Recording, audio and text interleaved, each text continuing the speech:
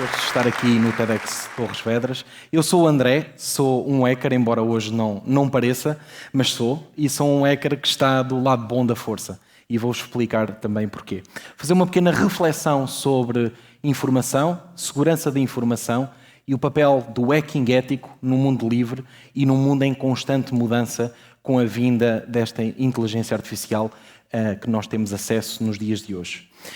O primeiro slide era uma animação de uma rede digital, de uma superfície de ataque de uma organização que se assemelha muito a uma galáxia, com vários nós, e estes são nós que podemos vê-los como sites, como aplicações, e que caso um falhe, toda a rede pode sofrer uma destabilização. Falando de informação, a informação é diferente de conhecimento. Por exemplo, neste momento estarão cerca de 18 graus pelos meus cálculos nesta sala, mas nós sabermos como é que 18 graus, que é uma informação, afetam sistemas biológicos, é conhecimento. E nós estamos a produzir cada vez mais dados. Este é era o meu segundo slide, em que, basicamente, nós notamos que há aqui uma evolução muito grande no que toca à informação e aos dados que nós produzimos atualmente. Neste momento, a previsão para 2025 já é de quase 200 zettabytes. O que são 200 zettabytes? São cerca de 18 trilhões de filmes em alta resolução. E eu, a título de curiosidade, fiz uma regressão, numa ferramenta chamada Wolfram Alpha, e percebi que a melhor regressão seria uma regressão exponencial, e nós, que é aquela que melhor encaixa nesta evolução, e cheguei a uma conclusão, fazendo uns cálculos muito por alto, sem um trabalho de investigação muito extenso, que em 2100 nós não vamos ter matéria suficiente para produzir hardware para guardar mais informação, ainda com a compressão que nós aplicamos atualmente.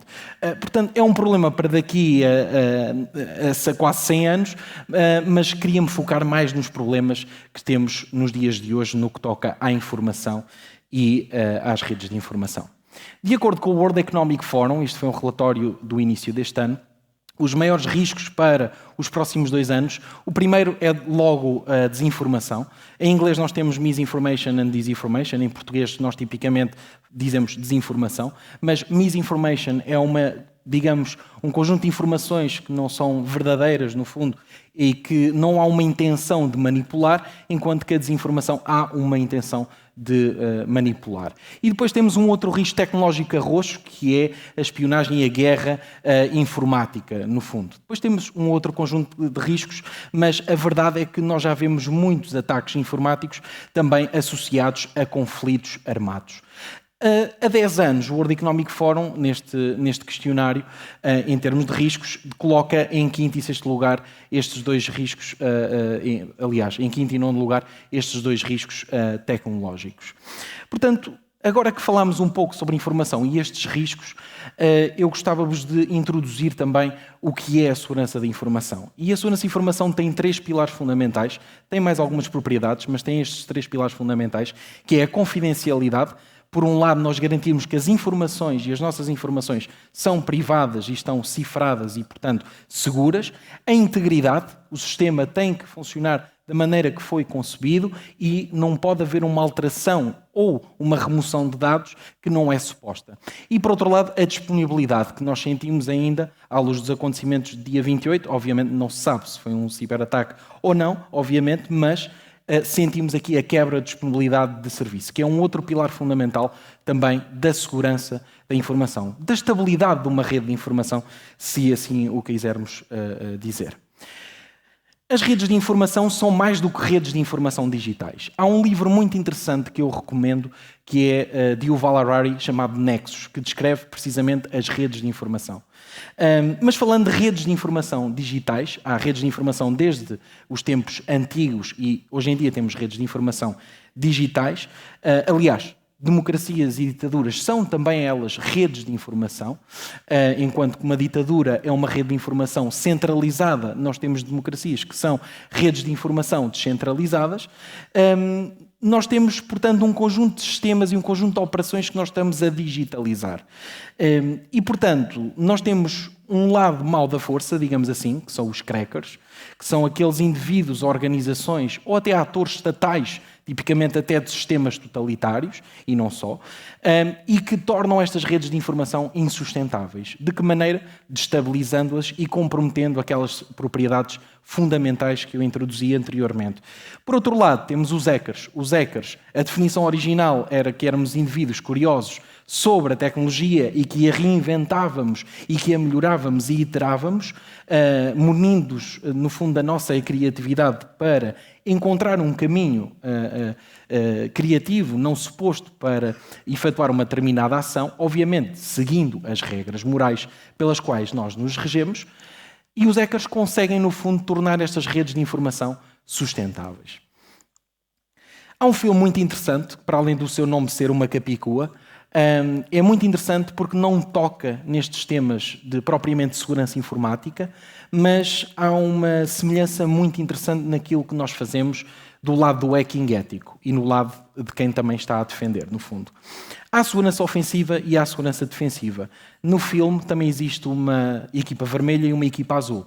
E a equipa azul defende os sistemas digitais, defende estas redes de informação, enquanto que a segurança ofensiva não é uma força má, é simplesmente uma força que testa os sistemas e procura vulnerabilidades nos sistemas.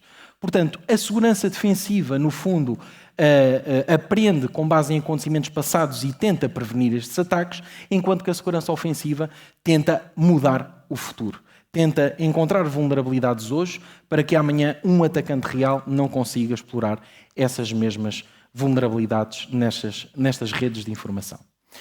De acordo com estatísticas recentes da Verizon, nós notamos que esta digitalização de operações é tal, de processos físicos que são digitalizados, que já há um aumento considerável no que toca à exploração de vulnerabilidades que já não dependem de fator humano. Obviamente, nós continuamos a receber chamadas. Quando eu estava no caminho para aqui, recebi uma chamada legítima da organização da TEDx e atendi, mas tinha outra que era claramente uma tentativa de burla ou spam.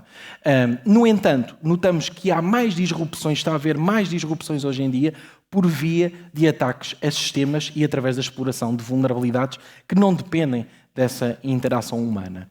Portanto, nós estamos a caminhar, no fundo, para um futuro em que a tecnologia precisa, no fundo, de ser melhor avaliada, de ser melhor testada.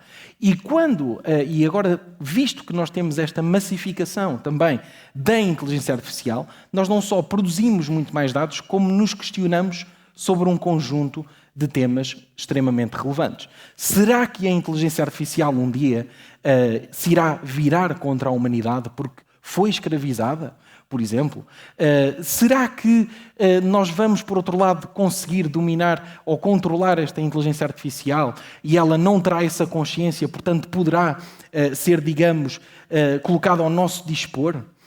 Será que, por outro lado, nós vamos viver numa simbiose, numa relação simbiótica, mutualista com a inteligência artificial? Temos várias possibilidades. Esperemos que esta não seja aquilo que se vai desenhar. A inteligência artificial, no que toca a ataques informáticos, agora trago-vos um exemplo direcionado a pessoas, em que mesmo quem não fala a língua portuguesa pode utilizar este tipo de agentes de inteligência artificial, ou chatbots, etc., para fornecer um contexto, que obviamente é limitado, mas pode fornecer um conjunto de contextos sobre a vítima, incluindo informações muito precisas, para aumentar a probabilidade de manipulação da vítima. E aqui vemos um exemplo de um e-mail que pode ser gerado, neste caso pelo ChatGPT, em que há uma alteração de IBAN e este ataque aconteceu, não exatamente nestes moldes, mas aconteceu em várias instituições públicas cá em Portugal no ano passado e também tem vindo a acontecer noutros países. E a inteligência artificial traz-nos um conjunto de questões muito pertinentes. E, no fundo, há vários filmes que já há bastante tempo descrevem isto, que é, será que nós sabemos o que é real? Será que nós conseguimos inferir que uma informação é verdadeira?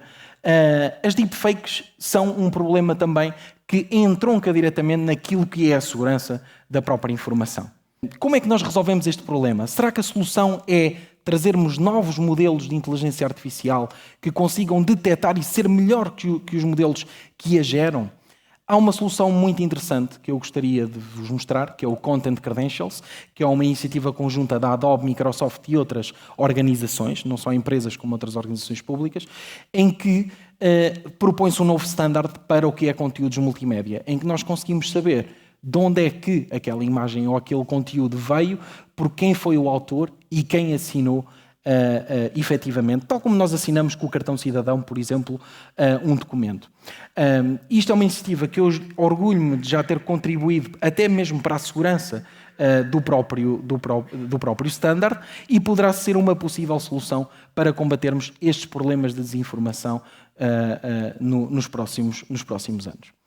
Portanto, estamos num momento único na história da humanidade, em que nós temos uma velocidade enorme de produção de nova tecnologia, que escalamos nova tecnologia sem nos questionarmos não só que efeitos podem ter precisamente a nível social, mas também que efeitos nós podemos sentir a nível social caso aquelas propriedades fiquem comprometidas. Será que as democracias poderão sobreviver quando apenas escalamos tecnologia sem nos questionarmos sobre o que poderá acontecer, sem testarmos realmente o que é que aquela tecnologia faz e a segurança daquela própria tecnologia?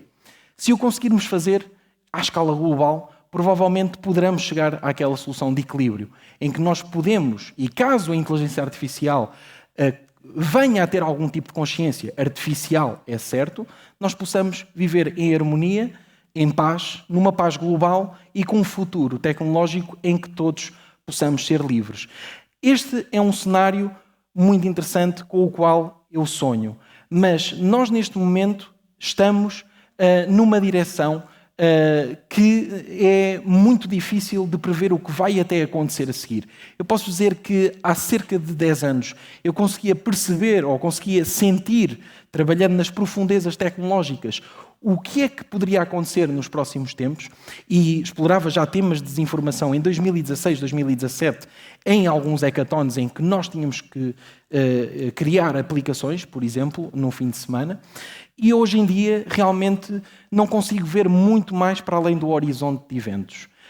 Será que nós estamos efetivamente a caminhar numa direção de um buraco negro de desinformação e de caos tecnológico? O que é que nós podemos fazer para o evitar?